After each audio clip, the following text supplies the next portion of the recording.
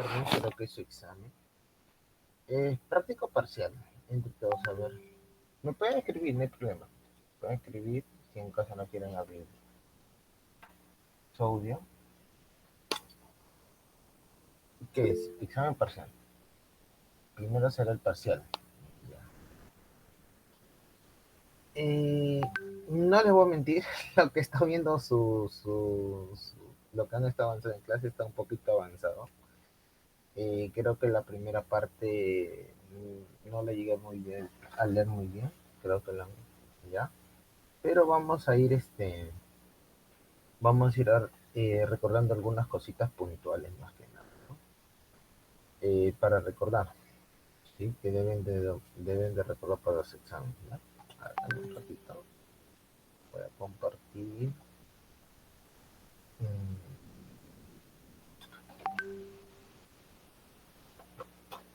ya, voy a compartir un ratito.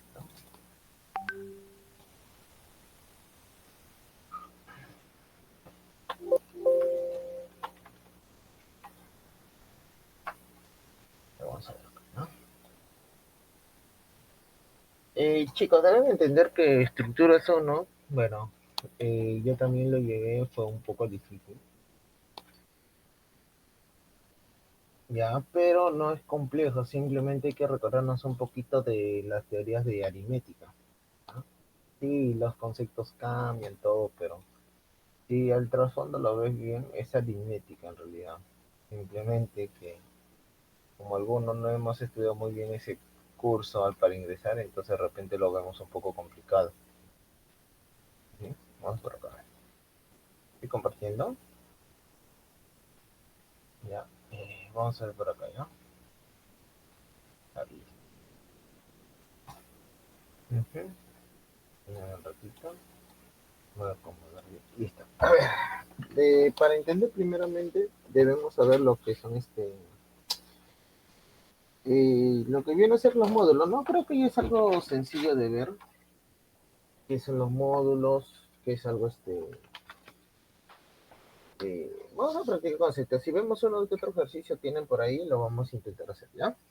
A ver, el concepto de módulo simplemente es lo que es la división. Cuando hablamos de módulo, ¿ya? Módulo, lo que nosotros hablamos la división, el famoso algoritmo de división, ¿no? El dividendo es igual al divisor por el cociente más un residuo, ¿no? Simplemente que nosotros decimos así, que D es módulo de, ya, a ver, qué fue. Ya, me confundí, simplemente acá. El D módulo Q, D es congruente con Q, módulo D, ¿no? Módulo D, algo más o menos hay que entender, módulo D. Simplemente hay que entender que este D de acá, no, R, ahí está, me confundí, es R. No, porque en los módulos trabajamos con los residuos, no trabajamos con los cocientes. ¿No? Por ejemplo, el módulo es A congruente con B, módulo de N, ¿no? Módulo N, módulo N, ¿no? Es entenderlo más que nada como si fuera un algoritmo, ¿no? El trasfondo de esto es simplemente entender así, ¿no? Que A menos B, que N va a dividir aquí en A menos B, ¿no? A, N divide A menos B. Que si nosotros los entendemos por aritmética, esta en realidad es que el A menos B se va a escribir con un N por un Q. Y el A es igual a que un NQ más B. Y este es el famoso algoritmo de quién? Algoritmo de la división. No sé si tú te has dado cuenta del trasfondo. Ese es el trasfondo en realidad. Simplemente que en los módulos jugamos con el dividendo y el residuo de quién? De las divisiones. Ese es módulo. Ya no es complejo, sino es entender esto de acá, ¿no? El algoritmo de la división. Ahí tenemos ciertas propiedades, ¿no? Por ejemplo, una de ellas podemos formar, por ejemplo, que si tenemos, ¿no? Por ejemplo, A congruente con B, módulo N, ya, módulo n, y tenemos que b es congruente con c, módulo n. Entonces yo puedo trabajar, ¿qué cosa? Puedo trabajar de dos maneras, ¿sí o no? Puedo trabajar la famosa, no, C módulo D, ¿ya? Vamos a trabajar, claro, C módulo D, entonces yo puedo trabajar así, ¿no? Como son divisiones, yo los puedo sumar o restar, ¿no? Más que nada, al sumar, entonces A más C es congruente con B más D módulo N, ¿no? Módulo N. Pero también los puedo multiplicar creando nosotros, ¿qué cosa? Eh, Creando también que A congruente con módulo B por D módulo N, ¿no? Se pueden, ¿qué cosa? Multiplicar. También podemos simplificarlas. Por ejemplo, si tenemos AC congruente con BC módulo N, siempre y cuando podemos tener que el mínimo común múltiplo entre C y N sea 1. O mejor dicho, que sean números PESI entre sí, ¿no? En aritmética se dice que son números PESI. Entonces se dice que se puede simplificar y nos quedaría, ¿qué cosa? Ya es congruente con B módulo ¿qué? Módulo N, ¿no? ¿Está bien? Módulo N. ¿Está muy bien? También es posible poder obtener que también, ¿qué cosa? Que el A es congruente, si A es congruente con B módulo N, entonces nosotros, ¿qué podemos hacer? Podemos escribir que A más un N por una constante cualquiera congruente con B módulo N, ¿no? Esta última de acá viene de esta primera, ¿eh? Viene de esta primera. Simplemente que recordar eh, que n va a ser congruente con 0 módulo n, ¿no? Esto de acá con esto de acá, utilizando la primera propiedad, y podemos hacer esto, ¿no? Acá si lo multiplicamos por una constante, sigue siendo 0 congruente módulo n, ¿no? Y con esta última, eh, usamos con la primera condición y nos sale este de acá, ¿no? Simplemente es un derivado, en otras palabras. ¿Ya?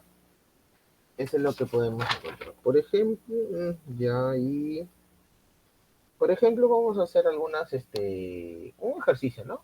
Práctico para poder entender módulo, como por ejemplo, hallar las cifras de unidad, ¿no? Hallar la unidad de, no sé, vamos a poner 8 elevado a la 107, vamos a ponerlo así ya, a la 107, ¿no? La cifra de la unidad. Chicos, si te piden la cifra de la unidad, ¿eso qué te quiere decir? Que lo vamos a dividir entre 10, ¿no? Que este número va a ser dividido entre 10, ¿no? Este número va a ser dividido entre 10, ¿no? Entre 10. Entonces, ¿cómo podemos encontrar la unidad si simplemente nos pide esto, ¿no? Aplicando módulos, ¿no? Podemos hacerlo así, ¿no? Podemos decir, por ejemplo, 8, por ejemplo, tú tienes que encontrar 8 congruente con qué número, ¿ya? Ya, módulo 10. Si tú te das cuenta así a simple vista, no hay ningún número con 8 restado que sea modular, a menos que sea el mismo 8, ¿no? Pero eso va a darle un poquito la redundancia. Entonces, ¿qué pasaría si yo le elevo al cuadrado? Si yo elevo el 8 al cuadrado es 64. Este es 64, muy bien. Y 64, si tú lo ves, lo puedes como 10 por 6 más 4. Entonces tú pasas a restar y dices que 64 menos 4 es igual a 10 por 6. O sea, 10 por 6. Entonces, puedes decir que 10 divide a quién? A 64 menos 4. Y esta es la definición de módulo, ¿no? Y comienza, ¿no? Diciendo, 8 al cuadrado es congruente con 4 módulo 10. Ahí está. Y vas jugando así, ¿sí, no? Por ejemplo, yo ya quiero llegar hasta 107, ¿no? Quiero llegar a 107. ¿Y cómo puedo llegar a 107? Ya ahí tendrá que ir jugando, ¿no? Por ejemplo, vas jugando. ¿Qué pasaría si yo lo multiplico por 8? ¿Puedo multiplicarlo por 8? Claro. Porque yo puedo multiplicar por cualquier constante y el módulo se va a conservar, ¿sí o no? Y la congruencia también, como la segunda, ¿no? Entonces, si al multiplicar por 8 me quedaría 8 al cubo, va a ser congruente con quién? Con 4 por 8, pero 4 por 8 es 32. Acá estoy multiplicando por 8, ¿ya? Y este es módulo 10. Y si tú te das cuenta, el 32 es congruente con 2 módulo 10, ¿no? ¿Por qué? Porque el 10 divide al 32 menos 2, ¿sí o no? Porque este es 30 y 10 divide a 30. Y podemos poner acá que el 32 es congruente con 2 módulo 2, módulo 10, ¿no? Por lo tanto, usando la primera propiedad en todo esto de acá, ¿ya? Entonces, ¿qué podemos obtener? Que 8 es congruente por la transitividad es con 2 módulo, por ejemplo, 10, ¿no? Podemos hacer eso también. No vamos a ponerla acá como esa propiedad extra, creo que acá no la puse. Vamos a ver por acá, ya. Acá falta poner algunas propiedades, por ejemplo, este acá, ¿no? Si tengo A congruente con B módulo N y tengo que B es congruente con C módulo N, entonces yo también puedo decir que A es congruente con C módulo N, ¿no? La otra propiedad factible que si tengo eh, A congruente con B módulo N, entonces yo al multiplicar por una constante sigue siendo ¿qué cosa? Sigue conservando esa congruencia. De igual manera que si yo le elevo un exponente, sigue conservando ¿qué cosa? Sigue conservando la congruencia. ¿Estamos bien? Eso es lo que faltaría, ¿no? Entonces acá me quedaría así, ¿no? 8 al cubo congruente con 2 módulos, ¿no? Para formar 107, ¿qué voy a hacer? Voy a elevarlo a la quinta, ¿ya? Porque quiero, mira, 8 por 3 es a la quinta, sería 8 a la 15, igual a 2 a la quinta, módulo 10. Pero nuevamente, 2 a la quinta es como decir 32 congruente con 2 módulo 10. Nuevamente la transitividad, ya que 8 a la quinta es congruente con quién? Con 2 módulo 10, ¿no? Y desde acá, si te das cuenta, si le elevo a la séptima, ya me da el 107 que yo quiero, ¿no? Entonces podemos tener acá que 8, si le elevo a la 7, sería 107. 100, 100, allá, no. Claro, si le elevo a la 7, sería 35, 105, congruente con quién? Congruente con 2 a la séptima, ¿no? 2 a la séptima, módulo 10. ¿Estamos bien? Pero si nos damos cuenta, 2 a la séptima, ¿cuánto es? 128. Y 128 es congruente con 8 módulo 10, ¿no? Módulo 10. Nuevamente acá usando la transitividad, voy a tener así. Es 8 elevado a la 105 es congruente con 8 módulo 10, ¿ya? Pero yo quiero 107 y yo tengo 105. ¿Qué me falta? 64, ¿sí no? Entonces a ambos lados lo multiplico por 64, ¿ya? Entonces acá me quedaría 8 elevado a la 107 y acá me quedaría como 64 por 8, lo puedo escribir como 8 al cubo módulo 10. Pero ya habíamos dicho que 8 al cubo módulo es congruente con 2 módulo 10, ¿no? Ya habíamos visto esto acá. ¿Acá está todo? Acá. Esto al final nos quedaría así, ¿no? 8 congruente con 2 módulo 10. Ahora usando nuevamente la transitividad acá, entonces podemos tener que 8 elevado a la 107 es congruente con 2 módulo 10, ¿no? Y de ahí pruebas, por lo tanto, que las unidades que sobraría es el residuo. ¿Y quién es el residuo? Quedaría probado, ¿no? Acá lo complicado ya de este capítulo de módulo es que la mayoría, si es que puede venir tu examen, ya he visto, ya los años que he estado ahí, que en los exámenes a veces viene mayormente demostrar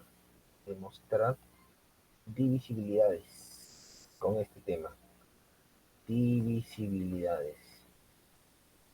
No sé si en la práctica les habrán dejado, por ejemplo, utilizar para demostrar el criterio de quién, del 9, el criterio del 3, ¿no? Para un número específico, ¿no? Por ejemplo, ¿qué más? Puedes demostrar, ya sí, más visible, ¿no? El criterio del 4, el criterio del 8. Yo te recomiendo que veas más o menos cómo puedes, bueno, por ejemplo, para el criterio de 9, si tú tienes un número de 3 cifras, ¿esto cómo lo escribe? Esto lo escribes ABC, ¿no? En su forma, vamos a hacer con 3 nomás, ya. Te lo voy a dejar acá y ya te lo dejo ahorita de tarea. Pruébalo, ¿eh? Es bastante interesante. Yo me di cuenta recién cuando ya pasé parcial que sí se podía hacer. Miren, es así, ¿no? El ABC, descomposición polinómica, ¿cómo se escribe?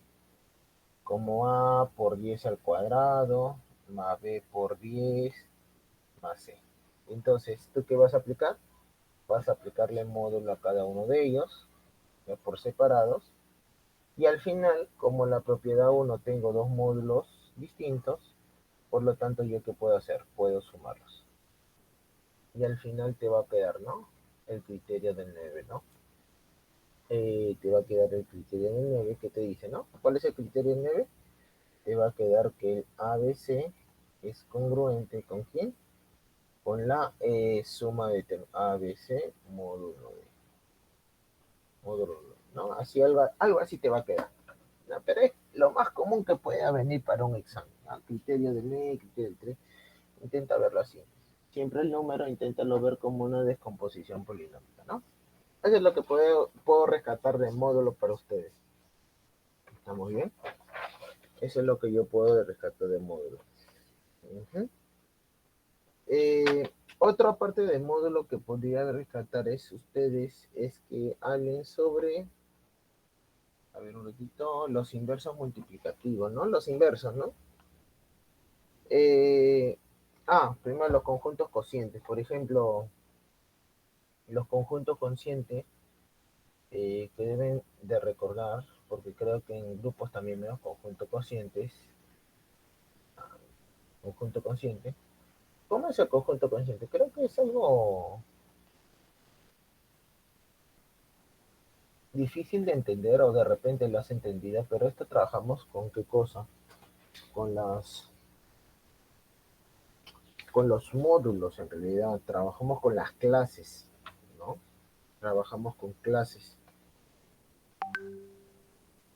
Ya, por ejemplo, ¿cómo es las clases? Las clases se van a representar, creo que es este conjunto A, conjunto W con Z, no, Z, si no me recuerdo, creo que así lo definen, ¿no? Va a ser igual a todos corchete A tal que A es congruente con B módulo N, ¿no? Algo así. ¿No? Algo así creo que lo definen las clases de los módulos. ¿Ya? Entonces hay que entender que estas clases en realidad son ¿cómo te explico? Son los residuos en realidad. Por ejemplo, si nosotros queremos, por ejemplo, hallar la clase de equivalencia en Z2, simplemente tú verificas qué números dividí entre dos, qué residuos me botas. Por ejemplo, si es par, su residuo ¿cuánto vale? Sus residuos son ceros. Pero si es impar, sus residuos ¿cuánto salen? Sus residuos son 1. Por lo tanto, las clases ¿quiénes son? Son el 0 y el 1. Es verlo de esa manera. Por ejemplo, en Z5. Si vemos en Z5, ¿cuáles serían las clases? Por ejemplo, si es la forma múltiple de 5 más 1, su residuo ¿quién siempre va a ser? 1. Entonces, clase del 1. Si es de la forma múltiple de 5 más 2, ¿quién sería su clase? La clase del 2. Se verifica mal los residuos. Acá sería clase del 3, clase del 4 y clase del 0, ¿no? Tendría 5 conjuntos cocientes, 5 clases, ¿no? Esa sería la idea de las clases. ¿Estamos bien? Eso lo podemos hacer para este tipo de conjunto cociente o clases de equivalencia, si no como lo llaman en estructura. Ya. De ahí, ¿qué más podemos rescatar? Ah, de acá las operaciones, ¿no? Las operaciones usuales que se utilizan, ya, operaciones usuales, son estas, ¿no? Por ejemplo, si tenemos dos clases, cuando la suma de clases simplemente se escribe como la suma de los índices, ¿no? A con B. Y si tenemos la multiplicación, lo representamos como uno solo, la multiplicación de asterisco, ¿no? Con este es mayormente que se va a trabajar bastante con las clases de equivalencia. Clases de equivalencia, ¿no? Los grupos cocientes. Eso es lo que tenemos que entender en el conjunto consciente, chicos. Se trabaja con los residuos. Al inicio no te lo explican bien, simplemente te lo explican con la definición, pero si te das cuenta, es algoritmo de la adición, siempre trabajas con esto, con los residuos. Son las clases, en realidad son los residuos que sobran. Por eso se escribe, por ejemplo, mira, acá en este 5 para que seas bien del 18, ¿qué clase es? Ah, tú lo puedes escribir como 5 por 3 más 3, por lo tanto es la clase del 3. Y está acá. Y si tú te das cuenta, mira, sería así, ¿no?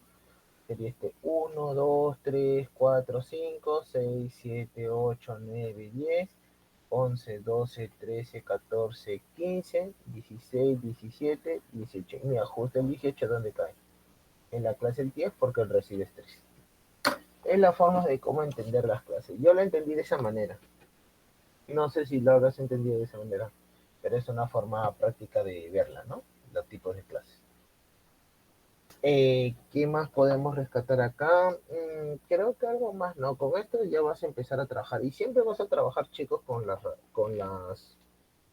esos residuos. Los teoremas que tenemos ahí, por ejemplo, de repente han definido sistemas completos de restos y te das cuenta ahí que simplemente que son las clases de equivalencia de los restos, ¿no? Y vamos, por ejemplo, a algunos últimos teoremas con el módulo para que tengas en mente. Por ejemplo, uno que es bastante importante en este capítulo es el pequeño teorema de Fermat, ¿no? Pequeño teorema de Fermat. Esto lo utilizan con números primos, ¿ya? CAP tiene que ser positivo y primo, ¿ya? Tiene que ser un número primo. Entonces, y una base A, ¿no? Y un A que sea un número entero. Puede ser positivo o negativo, ¿no? Pero mayormente que sea positivo. Tiene que cumplirse que el P no sea divisible. Que el P no divida A. Esta es la clave para usar el teorema de Fermat. Se tiene que cumplir esto. Mayormente los números que te van a dar un ejercicio siempre se van a cumplir las dos primeras. O las tres primeras, ¿no? Pero esta es la que se debe cumplir más que nada. Que ese primo no tenga que dividir a este número A. ¿Ya? Entonces, nosotros podemos decir por el teorema de Fermat que ese número elevado a la P menos 1 siempre va a ser congruente módulo P. ¿Ya? Ese es el pequeño teorema de Fermat que se puede dar. ¿Ya? Ese es el pequeño teorema de Fermat que se puede dar, chicos.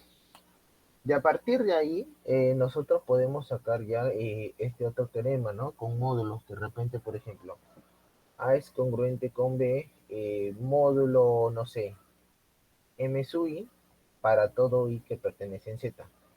En otras palabras, por ejemplo, A es congruente con B, módulo 1, módulo M1, A es congruente con B, módulo M2, y así sucesivamente hasta A es congruente con B, módulo, no sé, pues, MK. Entonces, como te das cuenta que estos M1, M2 y M3 son números diferentes, ya que vienen a ser los módulos que dividen a la resta de ellos dos, entonces tú puedes escribir que A es congruente con B módulo y sacando el mínimo común de ellos, ¿no? De M1, M2, así, ¿no? Hasta MK. Se simboliza así, ¿no? Entre corchetes, pero en realidad esto es el MCM, ¿no? El mínimo común múltiplo de que M1, M2 hasta MK. Ya es ese otra propiedad bastante importante que podemos usar, ¿no? Que puedo rescatar, ¿no? Que de repente viene un examen. Eh, por ejemplo, vamos a ver un ejercicio para aplicando esto. Para que veas. ejemplo, ¿ya? Ejemplo, por ejemplo, vamos a ver así, ¿no? Por ejemplo, tenemos, digamos que es probar que 19 divide a, no sé, vamos a ponerle 5 a la 16. Creo que este es un común, creo que no sé si te lo han puesto. A 2 por 3 elevado a la 16. Algo así, ¿no? Entonces, ¿qué vamos a ver? Ya, como vemos que primera parte con 5, 5 y 19 no se puede dividir. En realidad, ¿qué son? Son peces, ¿no? Es como decir, esta división en realidad es decir que sean, ¿qué cosa? Que sean peces, ¿no? Entonces, aplicando el pequeñito teorema de Fermat, podemos escribir, no sé, este 5 elevado a la 18 y 19 menos 1, congruente con 1, módulo 19. Módulo 19, ¿no?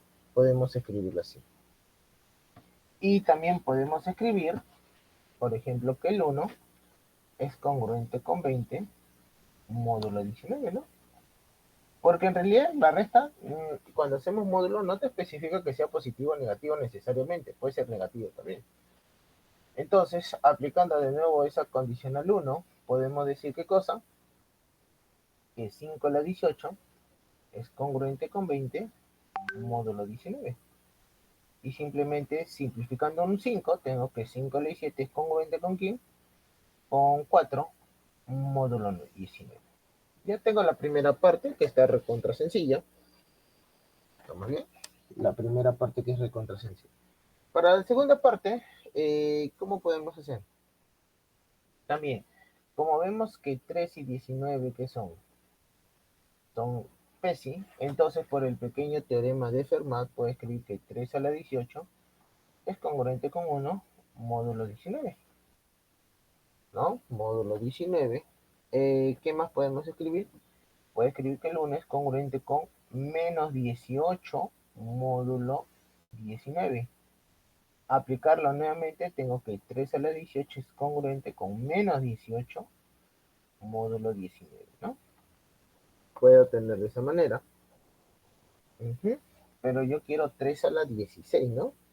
Ya aún haciendo un jueguitos ahí, ¿no? El 18, ¿cómo lo puedo escribir? Como 2 por 3 al cubo, simplificando.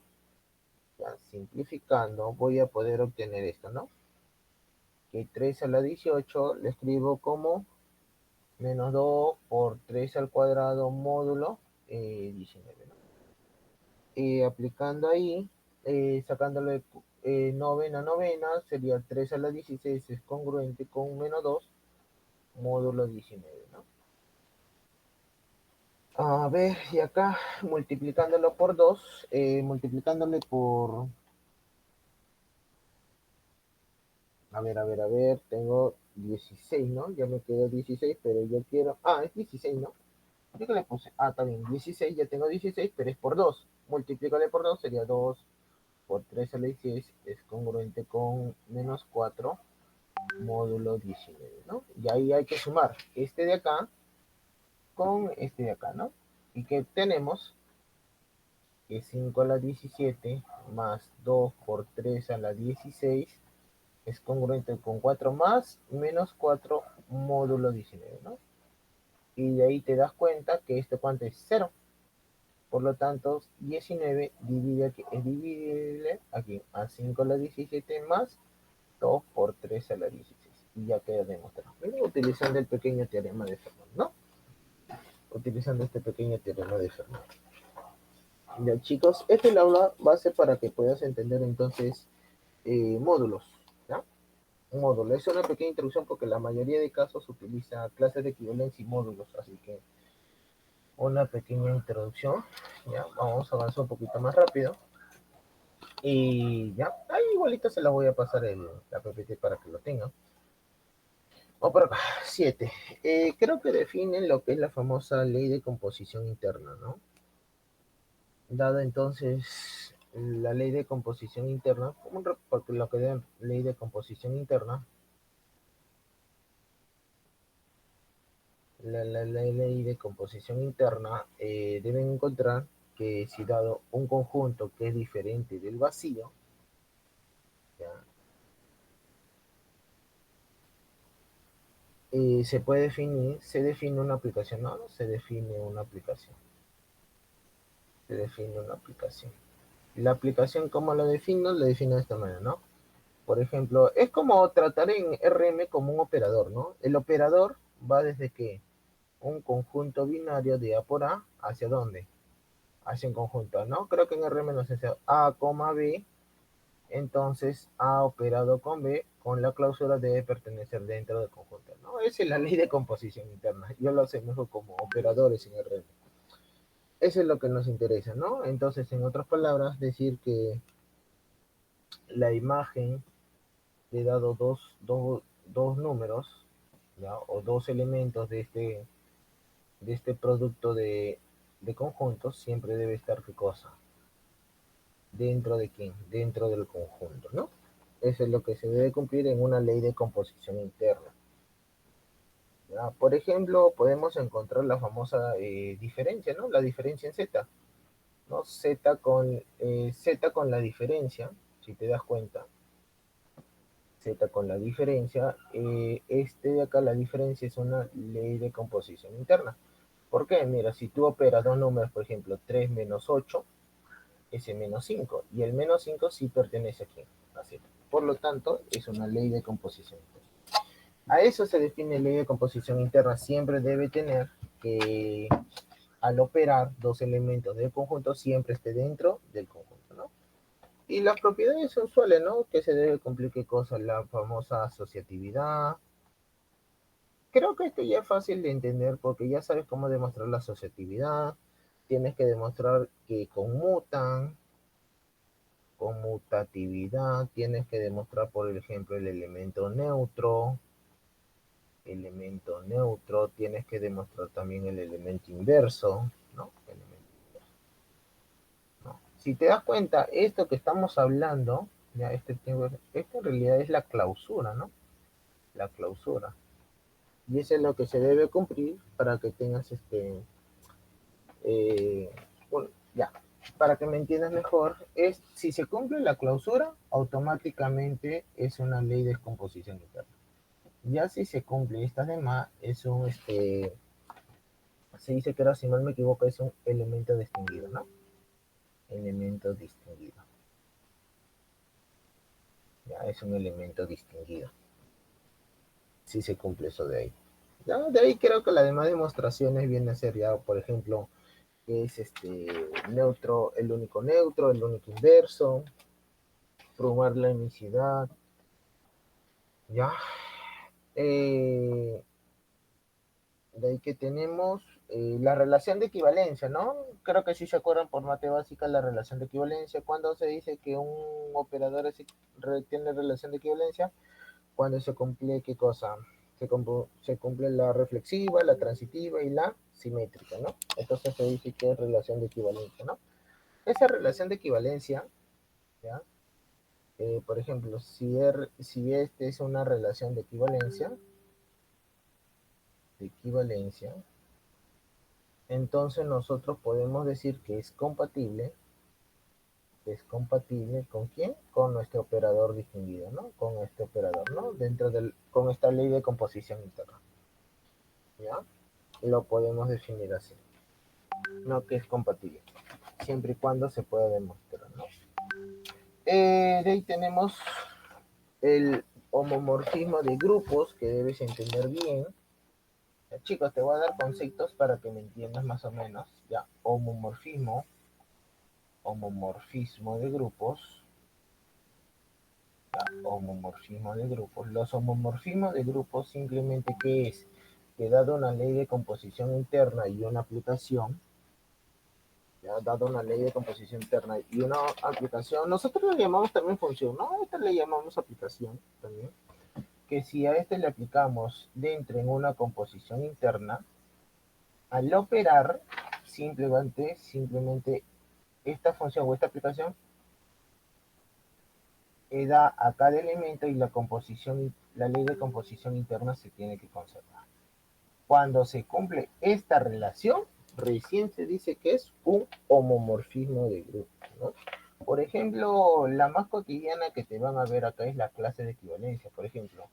O sea, las clases de equivalencia van a ir de, por ejemplo, de Z en Z3, ¿no? Vamos a poner Z3, ¿no? ¿Por qué? Por ejemplo, si yo tengo la clase de, en Z3 tenemos la clase del 1 sumado con la clase del 2, ¿ya? Mi ley de composición interna es la suma, vamos a ponerlo así. Por ejemplo, mi ley de composición interna sea E, la ley de composición interna. Yo tengo la clase de A más B. Esto lo puedo escribir como la clase de A más la clase de B. Mira, cumple, por lo tanto, la clase simple es un homomorfismo de grupo. Se cumple, ¿no? También podemos verlo en, por ejemplo, leyes exponenciales, ¿no? La primera es la que nos enseñan en la academia, en el colegio, ¿no? Bases iguales que se hacen una multiplicación se tienen que sumar. Mira, si tú tienes un homomorfismo de la suma, lo puedes separar mediante una operación, mediante la ley de composición interna en separado los dos, ¿no? Ahí también tenemos un homomorfismo de grupo. En las matrices de igual manera se pueden demostrar, ¿no? La matriz de la suma, la matriz de la multiplicación. La idea es demostrar esto, ¿no?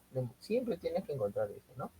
Que cuando tú lo operas aquí con la ley de composición interna, puedo operarlo, simplemente que esa función aplique a cada uno por separado y operarlo. Esa es la idea que tienes que entender de homomorfismo de grupos. ¿Está muy bien? Bueno, de ahí tienes el teorema fundamental de la compatibilidad. No vamos a abarcar mucho eso porque de repente es un poquito extenso verlo porque es con la clase de grupos. ¿Ya? Ya. Ahora sí, vamos a entrar, creo que tu examen ya bien, creo que has visto hasta qué tema, teorema de Silo, ¿no? Mira, no he llegado a repasar también teorema de Silo, pero vamos a intentar llegar hasta lo máximo que pueda, ya creo que es cíclico sin normado, que eso lo entienda, para que puedas entender. Eh, en grupos, eh, en la teoría de grupos, ya tú debes entender también una cosa, ¿ya? En teoría de grupos, creo que ya es lo que nos interesa bastante. En teoría de grupos, ya debes entender primero un concepto.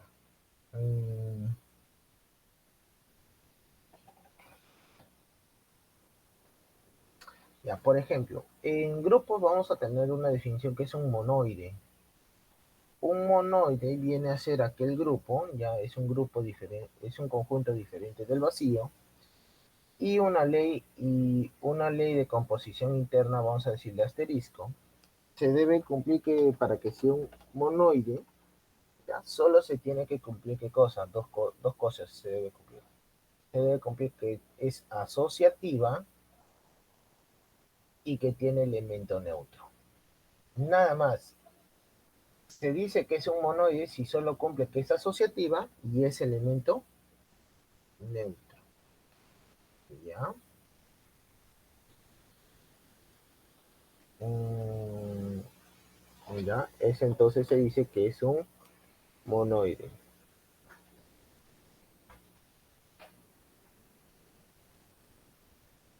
Ya, a ver, a ver, a ver. Ya, ese es un monoide. Entonces, ¿qué vamos a entender por grupo? Por grupo hay que entender,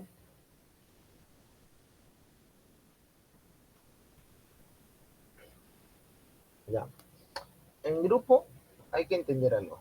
Para decir que es un grupo, no sé si el profesor te ha dicho así, se tiene que probar primero que tenemos un grupo, vamos a ver, creo que lo defino así, ¿no? Un grupo con la ley de composición asterisco, ¿ya? Este G debe ser diferente de vacío y este de acá debe ser una ley de composición interna, ¿ya? Que debe satisfacer ciertas condiciones, ¿no? Por ejemplo, la primera, que esta debe ser asociativa, que debe tener qué cosa, que tiene elemento neutro, tiene elemento neutro, ¿Qué más? Que tiene, por ejemplo, elemento eh, inverso, ¿no? Ujú, tiene elemento inverso. Creo que en otros textos, esto de acá, si tú te fijas bien, ¿esto qué es? A decir que que tiene que ser un monóide. No sé si has estado estudiando y buscando en libros, no te lo definen así, sino te lo definen que estas propiedades que se cumplen que sea un monoide y que tenga elemento inverso, y ya podemos decir que es un grupo, ¿no? Ese ya podemos decir que es un grupo, simplemente eso. Ya, ujú, ya, pero simple y claro se debe cumplir esto, ¿no? Primero que debe ser diferente el vacío y que el asterisco sea una ley de composición interna. Si es ley de composición interna, ¿qué debe ser? Asociativa, conmutativa, que la cláusula debe pertenecer, ¿no? Esa debe ser composición interna. Solamente que la cláusula debe pertenecer al conjunto donde queremos, ¿ya? Acá de repente habrás visto, no sé si el profesor creo que utiliza bastante al decir grupo abeliano. Grupo abeliano. ¿Qué es un grupo abeliano? Un grupo abeliano simplemente debe cumplir la conmutatividad. Conmutatividad, ¿ya? En la conmutatividad, por ejemplo, ¿cómo se es con la conmutatividad? Tú sabes, ¿no? Por ejemplo, lo más fácil, 3 más 2 es lo mismo que 2 más 3, ¿no?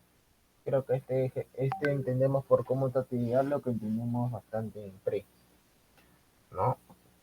Entonces, si un grupo conmuta, entonces a través de la ley de composición interna, por lo tanto, es un grupo abeliano, ¿no? O sea, G con asterisco es grupo, ya vamos a poner así, creo que lo define grupo. Entonces, si A, B, que pertenece a G, se cumple, ¿no? Se cumple que A operado con B es igual a B operado con A, entonces se dice que este es, ¿qué cosa? Un grupo abeliano. Grupo abeliano. ¿Ya? Eso es lo que significa grupos abelianos, ¿no? Que se cumpla la conmutatividad. ¿Ya? Por ejemplo, ahí de repente podemos tener grupos de funciones, ¿no? Dos funciones pueden conmutar, por ejemplo, las matrices también conmutan, ¿no? Matriz A más matriz B, lo puedo decir como matriz B más matriz A, ¿no? La cosa que cumpla la conmutatividad, ¿no? Eso es lo que tenemos que entender.